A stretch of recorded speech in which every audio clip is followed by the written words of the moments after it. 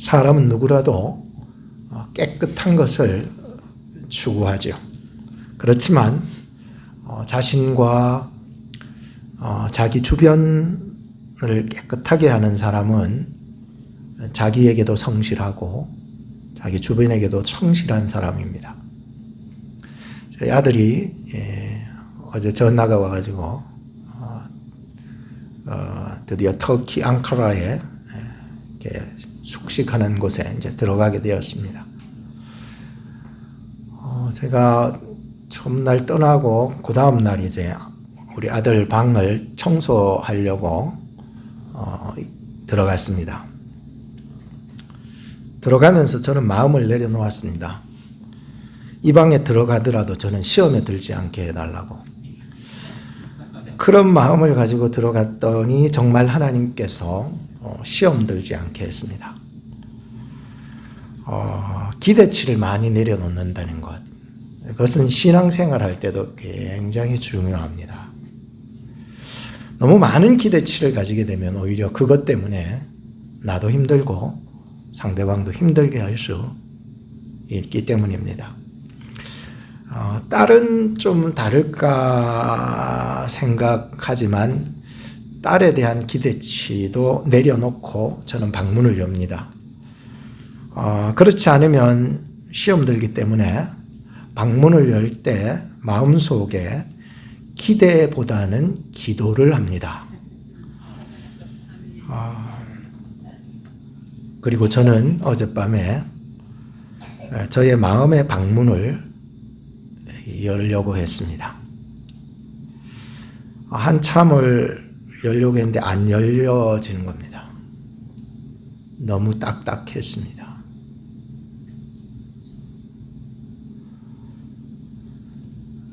문 앞에서 찬송을 불렀습니다. 주님의 마음을 본받는 자, 그 마음의 평강이 찾아오면 험악한 세상을 이길 힘이 하늘로부터 임함이로다. 주님의 마음 본받아 살면서 그 거룩하심 나도 이루리. 그 거룩하심 나도 이루리. 너희 안에 이 마음을 품으라. 곧 그리스도 예수의 마음이니. 태도의 변화는 나에게서부터 시작되는 것이 아닙니다. 태도의 완성자, 모범의 완성자인 예수 그리스도로부터 시작되는 거지, 내가 태도를 바꿔야 되겠다고 생각해서 바꾸면 바뀌어지지 않습니다. 잠깐은 바뀌어질지라도 또 그 짓을 합니다.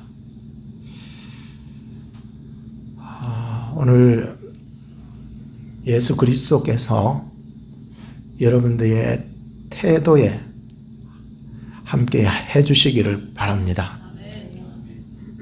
예수님이 오셔야 바뀝니다.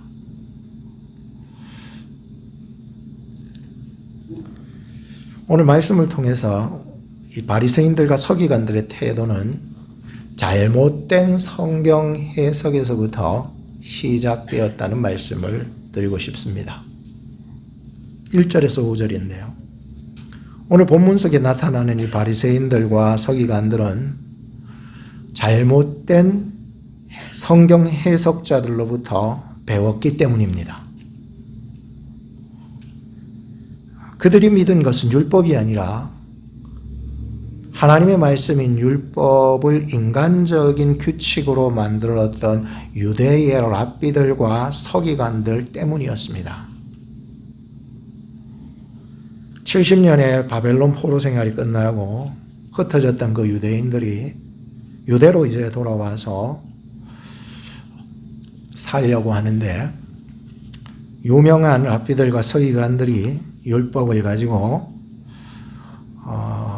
이제 처음에는 입술로 증거된 전통이었죠. 하나님의 그 율법에 대한. 그러다가 나중에 이제 AD 한 200년 경에 성문화 기록물이 되어서 이렇게 만들게 되는데, 과정이 길어서 그냥 짧게 한 거예요. 그거를 일명 우리가 알기로는 탈무드라고 이렇게 얘기합니다. 우리가 일반적으로 보는 이 탈무드는 굉장히 얇고 한 권 정도니까 쉽게 읽을 수 있다 생각하지만은 원전은 그렇지 않습니다.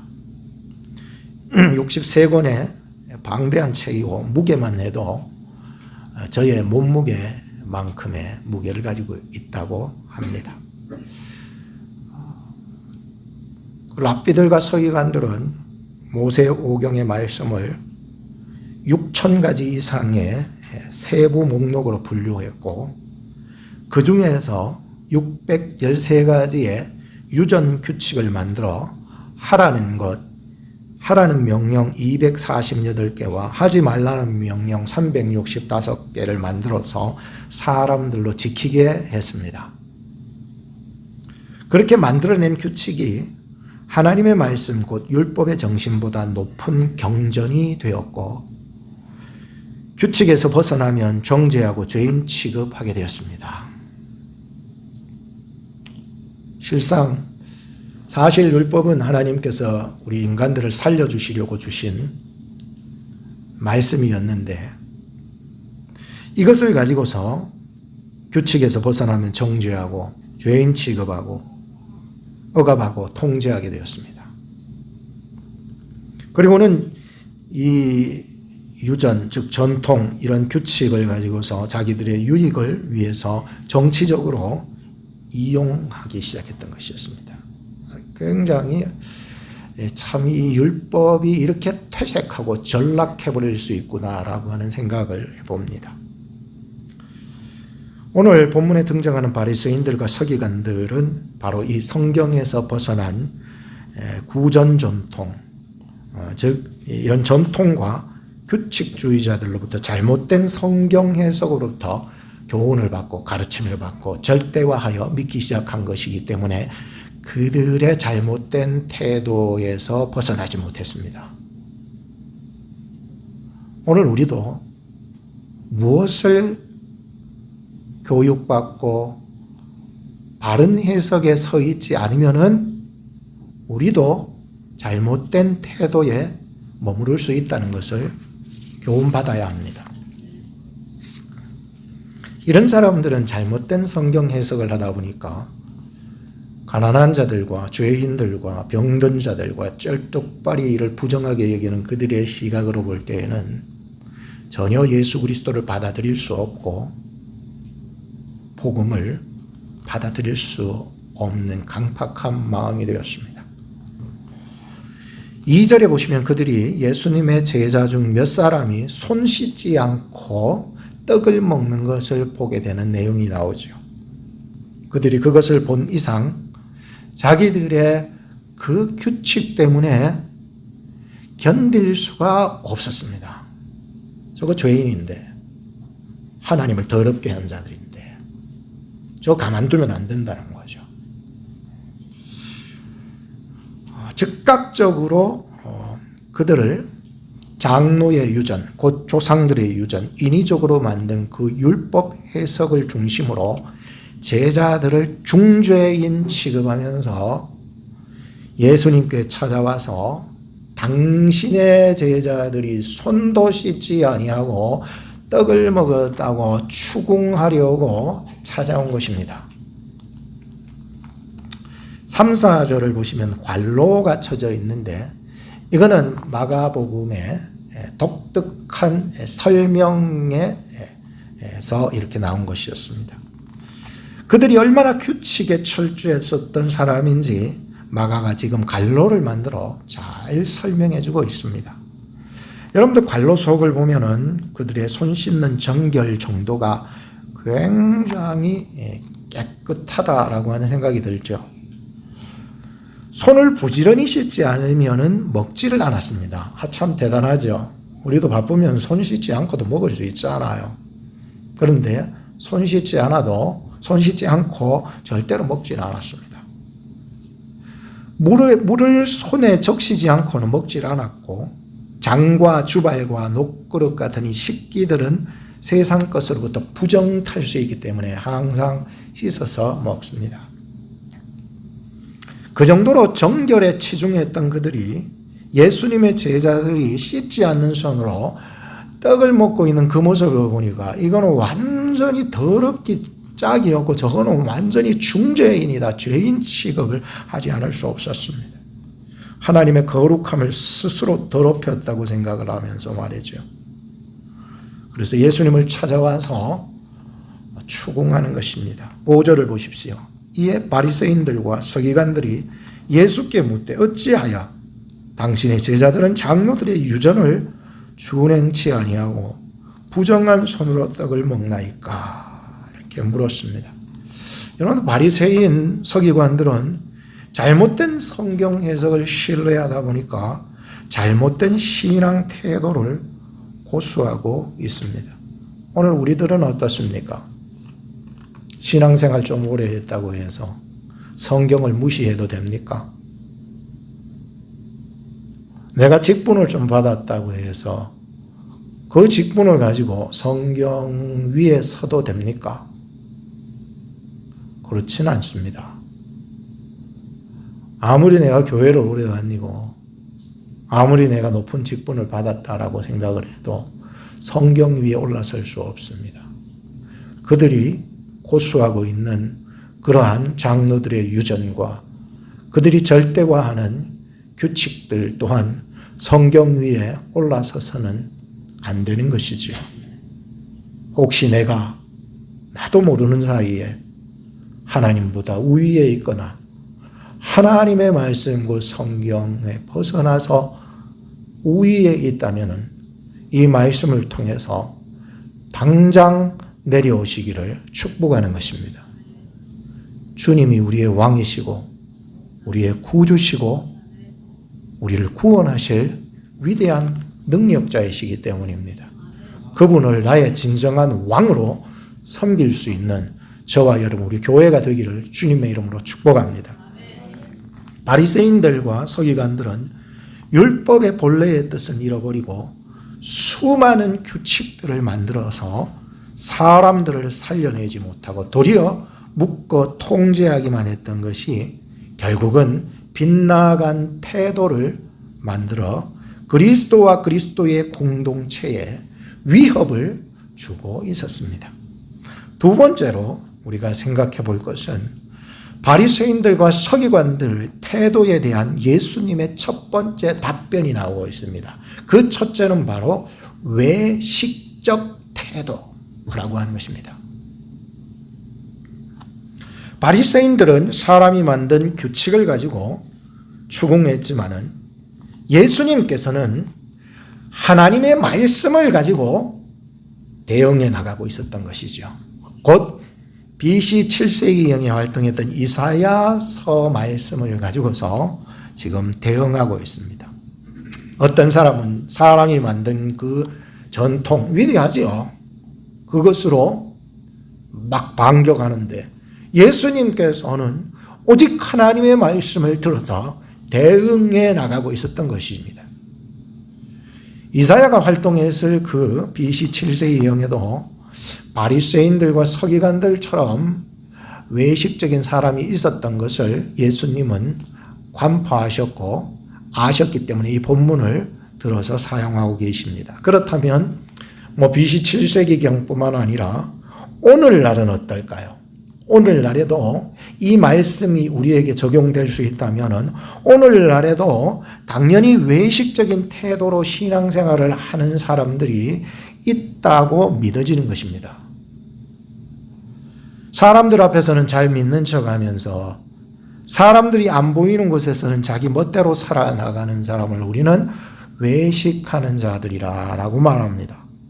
오늘 우리는 예수님을 믿는다고 해도 외식에 빠질 때가 없는지 항상 자신을 살펴보는 사람, 그 사람이 참 지혜로운 사람이에요. 예수 믿었다고 해서 외식에서 전혀 바이바이 하는 건 아니라고 생각합니다. 왜냐하면 갈라디아서 2장 12절 13절에 보시면 베드로가 외식해가지고 바울에게 책망을 받은 얘기가 나오죠. 아니 베드로 하면 그 당시에 예루살렘 교회 수장인데 그죠? 성령 받았는데 근데 아직까지 버리지 못한 유대적 형식주의, 외식하는 바리새적 마음들이 그 속에 아직까지 떨쳐버리지 못하는 것이 숙제인 것 같습니다. 할례 받지 않은 자들 곧 이방인들과 식사를 같이 하고 있었는데 예루살렘 교회에서 파송받은 사람들이 갑자기 이방인들하고 밥 먹는 자리로 쑥 들어온 것입니다. 그때 베드로가 참 그 모습을 드러내기 싫어가지고 몰래 뒷문으로 도망쳤고 함께 했던 유대인들도 도망치고 바나바도 베드로를 따라 외식했다고 기록합니다. 우리는 여전히 오늘날을 살아가면서 예수 믿는다고 하면서도 외식하는 태도를 안고 살아가고 있지 않습니까? 그런데 그때 책망하는 사도 바울이 있었기 때문에 나의 외식이, 나의 가면이 드러난 거예요. 이걸 벗어나니까 이게 외식이 드러난 거예요. 그럼에도 불구하고 이렇게 책망하는 사람의 책망을 베드로는 받아들였다는 거죠. 우리 이거 쉽지 않습니다. 너 외식하는 자라고 책망할 때 하나님의 말씀으로 외식한다라고 책망할 때 그 책망을 베드로는 수용해서 받아들였다는 거예요. 그게 대단한 거예요. 외식했다라고 하는 그 자체로서는 정말 안 좋겠지만은 우리도 살아가면서 오늘 이 말씀이 여러분들의 외식하는 부분을 찔러서 아프게 할 수 있지만은 그것을 믿음으로 수용해서 내가 그 외식하는 것들로부터 벗어나서 진실함으로 나아갈 수 있다면 그 사람 진짜 성숙해져 갈 수 있는 사람인 거예요. 희망이 있어, 희망. 네가 뭔데? 나는 예루살렘 교회의 수장이야. 너까지 게 뭔데? 겨우 늦게 예수 믿고 말이야. 나처럼 예수님 따라본 적 있어? 없지 않냐고. 베드로는 그러지 않았습니다. 하나님의 말씀이 가시같이 내보다도 훨씬 늦게 예수 믿고 거듭난 사람들을 통해서라도 그 말씀이 나에게 전해질 때에 그 말씀을 수용할 수 있었던 것이었어요. 그리고 자신을 극복해 나가는 거지요. 그래서 수용하고 뭐하고 극복하시라고요.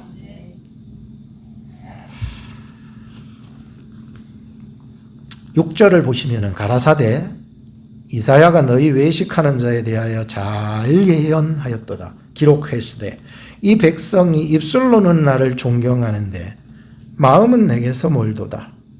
사람의 계명으로 교훈을 삼아 가르치니 나를 헛되이 경배하는도다 하였느니라. 누군가 나에게 외식적인 신앙이라고 지적해 줄 때 그 사람을 스승으로 받아들일 때에 참 이 사람은 성숙한 사람으로 변해갈 거예요. 그 외식하는 태도를 바꿀 수 있을 기회가 생기는 거예요. 어떤 어부가 바다 장어를 잡아서 요새 이것을 육지까지 가지고 오는데 매번 가지고 올 때마다 몇 마리만 남겨놓고는 다 죽더래요. 그래가지고 안 되겠다 싶어서 거기에다가 새끼 상어를 집어다가 이어놨더니 육지까지 오더라도 전부 다 살아가지고 쌩쌩한 거예요. 아하, 이거구나. 나의 천적이 항상 존재하는 것으로서 감사하자.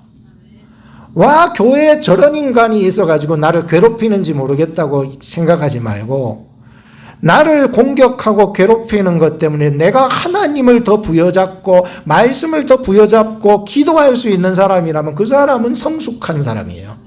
천국 갈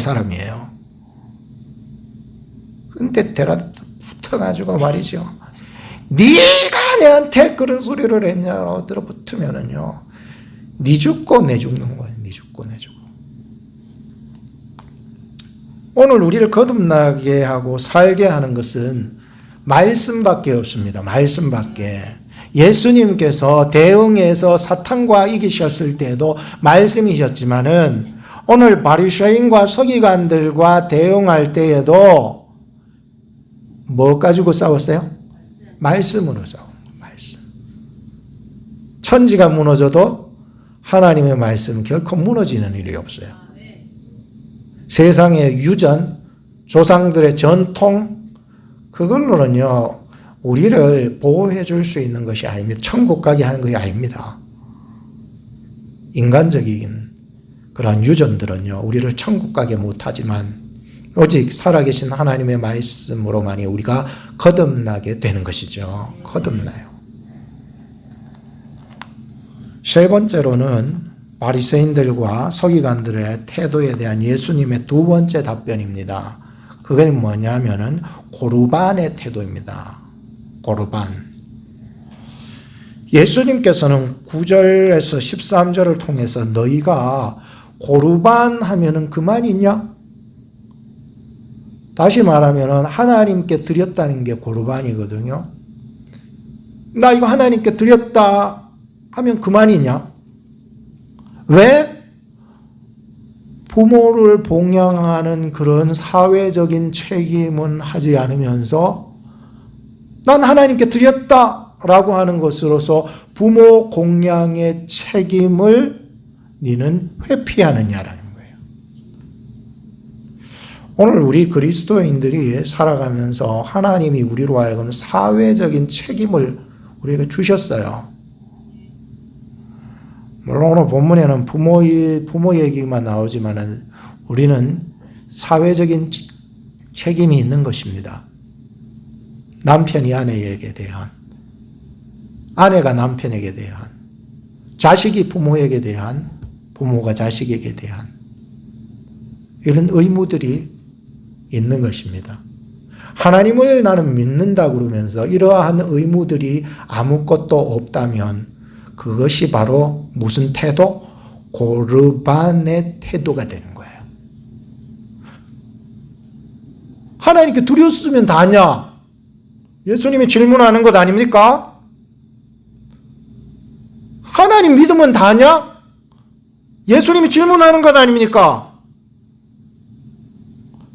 교회 나오면 다냐? 교회 다니면 다냐? 하나님, 예수님이 질문하는 거예요.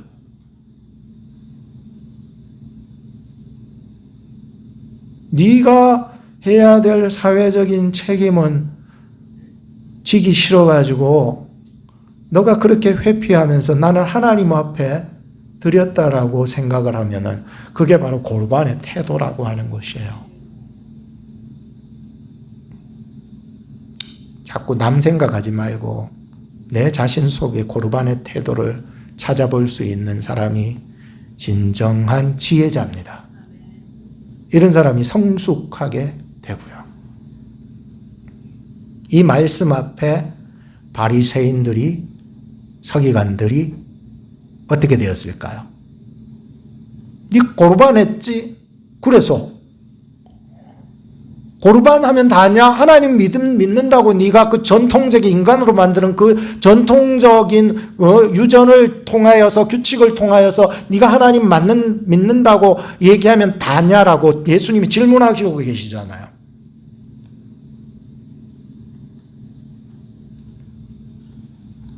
정채봉 씨의 멀리 가는 향기라는 책에 보면은 한 가정에 4사람이 살고 있었는데 한 사람은 할머니, 한 사람은 아버지, 한 사람은 어머니, 한 사람은 손자.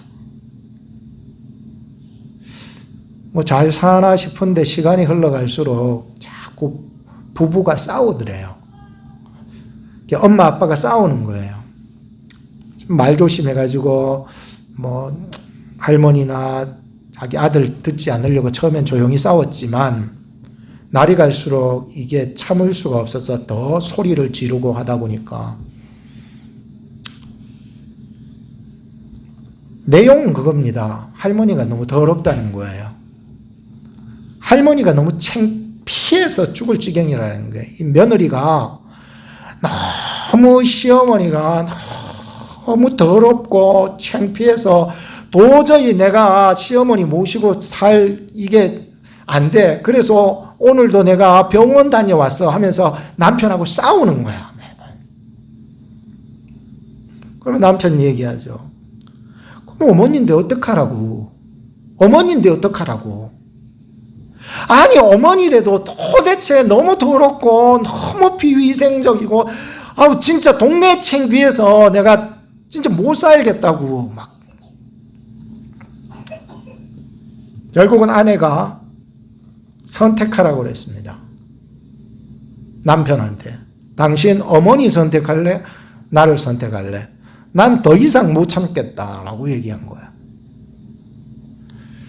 마침내 두 사람은 대안을 내놓았는데 바로 자기 집에서 조금 떨어져 있는 그러한 단칸방을 하나 구해가지고 그쪽으로 내보내기로 했습니다. 시어머니를, 어머니를, 할머니를. 그래가지고 다음날 당장 방을 알아보고 짐을 싸기 시작했습니다. 주섬주섬 이제 어머니 할머니 내보내야 되니까. 그래가지고 주섬주섬 뭐 이것저것 다 챙겨가지고 짐을 싸는데 이 손자지 할머니 입장에서는 이 아들이 가만히 지켜보더니 자기 방으로 들어가서 노트를 가지고 오는 거예요. 그러니까 막 적는 거예요. 그래서 어머니가 막 소리 질렀어요. 너 지금 하고 있는데 같이 도와서 할머니 보내야지 하는데 이 손자 녀석이 아들이 하는 말이 그래 나도 지금 적고 있어. 왜 적고 있는지 아시죠? 나중에 어머니가 할머니가 되면 내가 뭘 싸가지고 어머니를 내쫓아 보내야 될지 몰라서 그거를 적고 있다는 거예요. 참 한심한 일이죠. 그리스도인들은요, 성경적으로 부모를 봉양하는 것은요, 하나님의 말씀인 것입니다. 이것을 가지고서 자기의 규칙과 유익을 위해서 장로들의 전통이나 이렇게 만들어가지고 자기 유익에 좋은 대로 해먹어버리는 사람들이 있다는 거예요. 난 하나님께 바쁘기 때문에 어머니 봉양 못하겠다는 거예요. 그게 과연 예수님이 원하시는 질문이었습니까? 고르반 하면 다냐? 네가 하나님 믿는다고 인위적인 그러한 유전적인 그런 것을 붙잡고 규칙 붙잡고 살아가는 게 네 맞냐? 라고 질문하는 것이죠. 저는 책을 읽은 것 중에 한 3년 전에 리차드 니버의 그리스도와 문화라고 하는 책이 항상 저에게 큰 교훈을 주었습니다. 오늘날 그리스도인들이 문화를 어떻게 극복하는지 5가지를 가르쳐 주었죠. 우리는 살아가면서 꼭 이렇게 넓게 문화를 보는 것도 중요하지만 부부끼리 살아가도요, 새로운 삶과 문화와 맞닥뜨리는 것과 똑같은 거예요.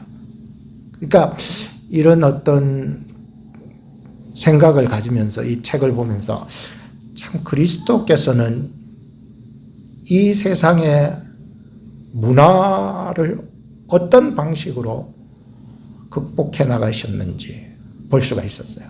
그 첫째가 바로 그 책에서 얘기하는 거 하나가 바로 문화와 대립하는 그리스도입니다. 문화는 악해. 세상은 악해. 그래서 극단적으로 세퍼레이트 시키는 거예요. 갈라버리는 거죠. 나는 가까이. 그러니까 이런 신학자들을 보면 톨스토이나 터툴리안, 또 수도원, 난 이 세상에 같이 살 수 없다 그래가지고 따로 가서 살잖아요.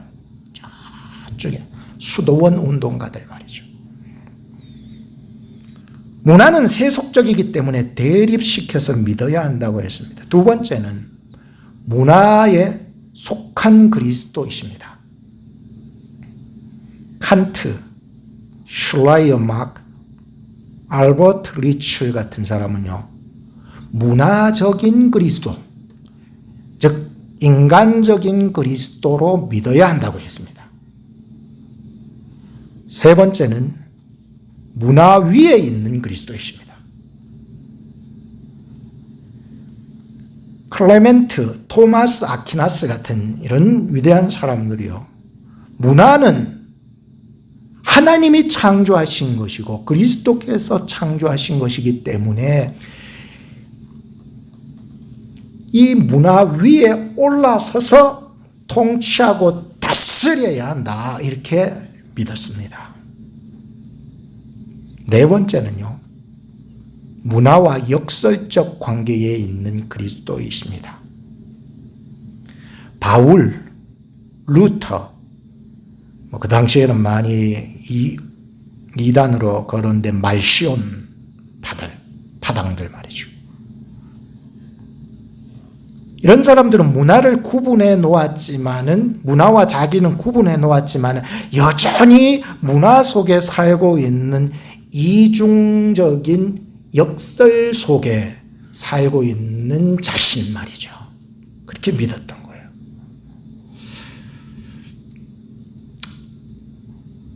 그리고 다섯 번째는 문화를 변혁하는 그리스도십니다. 그리스도, 예수, 어거스틴, 칼빈, 모리스, 이런 사람들은요, 문화와 쟁투하고 재정립시켜가고 문화를 전환시켜가고자 믿었던 거예요. 전 이 다섯 가지를 보면서 나는 어느 위치에 있는가 한번 고민하게 되었어요. 세상을 대하는 그리스도인인 내가 어떻게 믿고 있는지, 대립하는지, 문화 속에 그냥 딸려가는지, 속한 것, 문화 위에 있는지, 역설적 관계 속에서 이중성을 가지고서 살고 있는지, 아니면 문화를 개혁시키고 변화시키기 위해서 쟁투하고 재정립하고 전환시켜가고 있는지, 저는 그리스도 오늘 본문을 다시 보게 되었습니다. 내 자신도 보고 본문도 보고 과연 예수님은 어느 위치에 있냐는 거예요.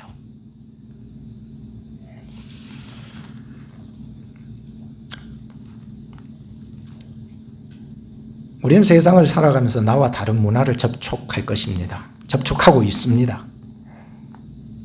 또 새로운 문화들을 접촉해 나가고 있을 것입니다. 그럴 때 예수님은 문화를 변혁시키는 그리스도였습니다. 쟁투하시고요, 회복시키시고요, 재정립시키시고요, 전환시키셨어요. 바리새인과 서기관 같은 이 외식에 떨어 있는 자들에게 가서는요, 그 가면을요 확 벗겨버리십니다. 참, 가면을 누가 벗고 싶겠습니까, 여러분? 외식하는 사람들이 가면 벗고 싶겠습니까? 아닙니다. 근데 예수님은요, 쟁투하시고 변혁하시고 개혁하시고 회복시키시고 재정립시키시고 전환시키시는 그리스도이기 때문에 그의 가면을 벗겨버리십니다.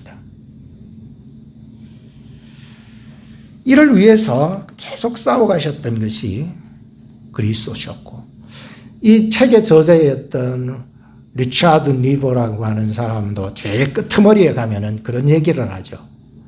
자기가 평생 인생의 마지막까지 싸웠던 것이 하나 있었다고 얘기합니다. 제일 끄트머리에 보면. 그게 뭐냐 하면은 사회를 향한 문화적 책임을 끝까지 포기하지 않으면서도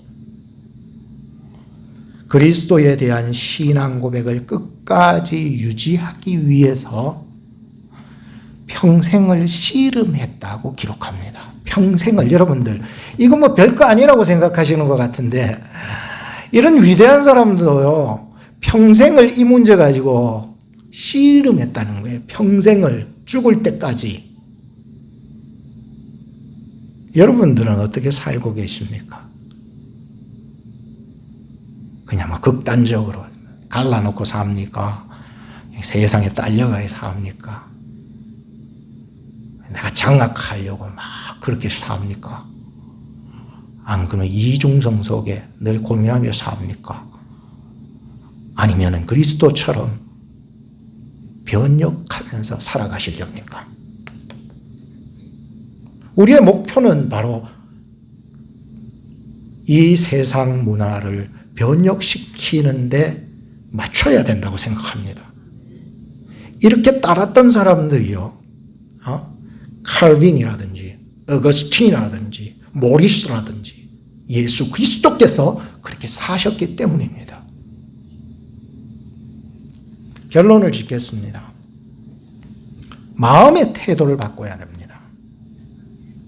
빗나간 태도, 외식적인 태도, 고르반적 태도, 마음에서 바꾸십니다. 이것이 오늘 본문이 말씀해 주는 결론입니다. 물로 손을 씻을 수 있지만 마음의 더러움은 씻을 수 없습니다. 입술로 고르반이라고 해도 마음의 고르반은 아닐 수 있지 않습니까? 예수님은 외부에서 변혁을 시작하라고 하지 않으셨어요. 외부가 아니라 어디요? 마음. 자기 마음 속에 있는 것으로부터 개혁하라고 하십니다. 입으로 들어가는 것이 사람을 더럽게 하는 것이 아니라 속에서 나오는 것이 사람 더럽게 한다고요. 그러니 예수님의 말씀은 먹는 음식 가지고 손 씻는 것 가지고 사람 정죄하지 말고 네 속에 더러운 것을 청결하게 하라고 얘기하고 있습니다. 남들 자꾸 손가락질 하다 보면 자기에게 손가락 3개가 가르치고 있는 이것을 볼 수 있는 사람이 오늘 본문 말씀을 참 이해할 수 있는 사람이라고 생각합니다.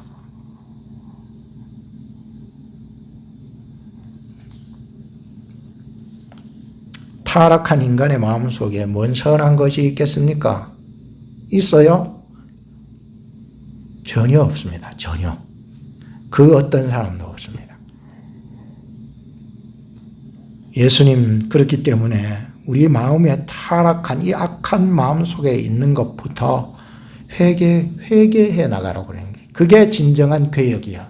변혁이고. 우리 같이 21절부터 23절 함께 읽으시고 마치는데 읽어 나가실 때에 예수 그리스도 안에서 이 더럽고 추악한 것이 떨어져 나가기를 소망하면서 우리 같이 읽어봅시다. 자, 21절부터 23절까지 준비됐습니까? 시작.